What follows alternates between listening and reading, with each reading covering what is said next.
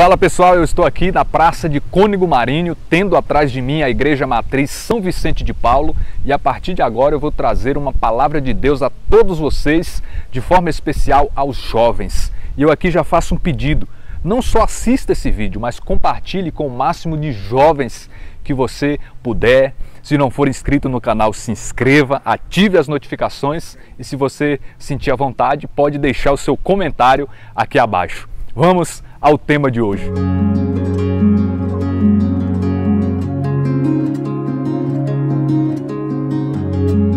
Não há dúvidas de que todos são chamados a andar com Deus, a entregar-se a Deus, a servi-lo em todas as fases da vida.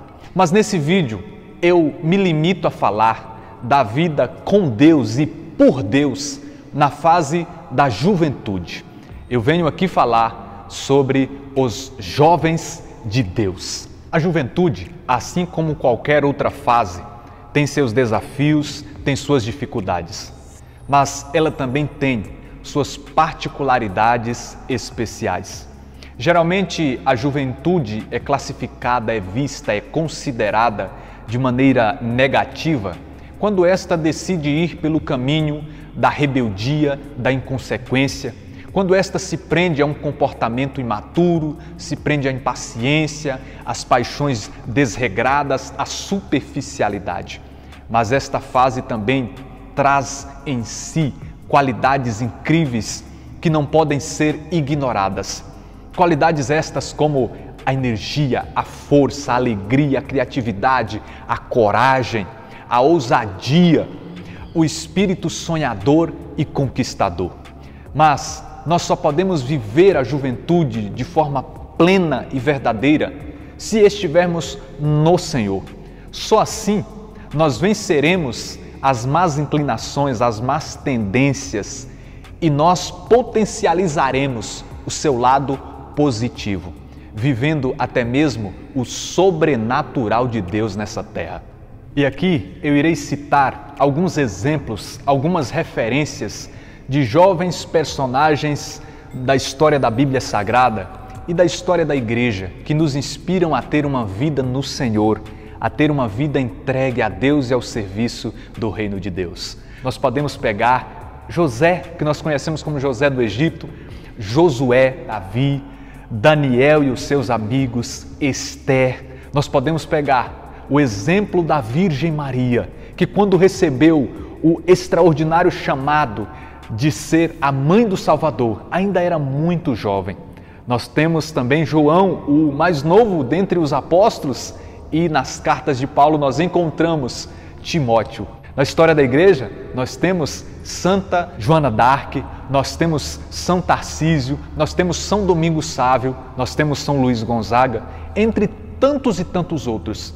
Todos esses exemplos e muitos nos inspiram. Nós precisamos, irmãos e irmãs, ofertar a nossa juventude ao Senhor. E eu já te convido a procura aí no YouTube a canção Oferta, de Missionário Shalom. Mas também aqui eu quero apresentar algumas passagens bíblicas que nos chamam a viver esta fase, esta etapa da vida no Senhor. Lá em Eclesiastes, capítulo de número 12, no versículo de número 1, está escrito assim: lembra-te do teu Criador nos dias da tua juventude. E neste mesmo livro, no capítulo 11, um capítulo anterior, no versículo de número 9, está escrito assim: jovem, rejubila-te, alegra-te na tua adolescência, enquanto ainda és jovem, entrega teu coração à alegria. Anda nos caminhos de teu coração e segundo os olhares de teus olhos, mas fica sabendo que de tudo isso Deus te fará prestar conta.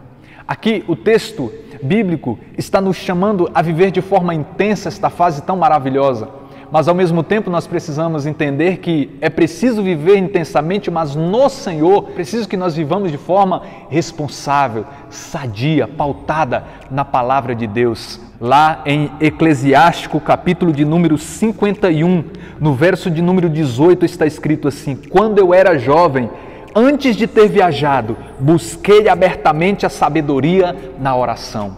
E no versículo 20 está escrito: desde a minha juventude eu tenho procurado encontrá-la.